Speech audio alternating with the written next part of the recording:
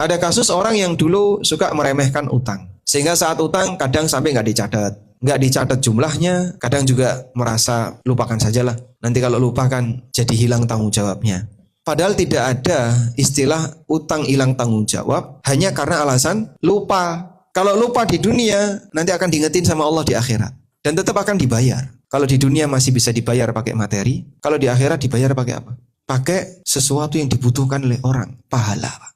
Karena manusia sudah nggak bisa nambah ketika itu, Pak. Terbayang, Mbak, pada saat jumlah beras, bahan makanan di sekitar kita, itu sangat terbatas. Sehingga orang hanya akan bisa mendapatkan sesuai jatah. Itu mungkin dia akan rebutan. Bagaimana caranya dia bisa ngumpulin beras banyak-banyaknya. Sehingga orang kalau pengen pahala di akhirat, mereka akan jadi manusia yang sangat pelit terhadap pahala. Di dunia seperti ini mungkin nggak terasa. Tapi kelak setelah dia mati, sedikit pun dia akan berusaha untuk merawatnya. Jangan sampai ada yang hilang.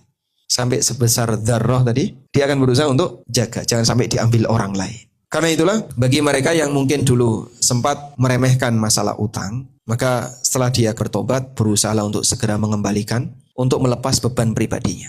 Dan ada satu kata kunci, tips mudah melunasi utang. Satu saja. Kalau ini tidak ada, Pak, utang akan sulit untuk bisa terbayar. Apa itu? Semangat untuk melunasi.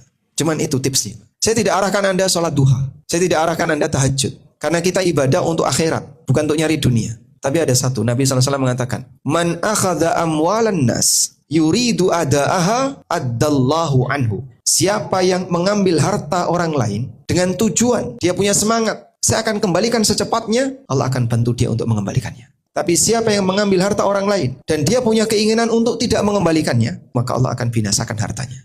Nah, makanya kalau sampai ada orang yang utang, kemudian dia berpikir, dia kan yang saya utangi keluarga sendiri. Orangnya kaya, bagi dia ini uang receh kok. Sehingga saat dia berpikiran seperti itu, semangat untuk membayarnya lemah. Ini bahaya. Bukan masalah receh dan gede kecilnya uang, tapi ini akan jadi beban bagi kamu sehingga kamu kesulitan untuk mengembalikan. Dan kalau tidak dikembalikan di dunia, nanti akan ditagih di akhirat. Sehingga meremehkan seperti ini, resikonya kayak tadi. Allah Subhanahu wa taala tidak akan membantunya untuk melunasinya.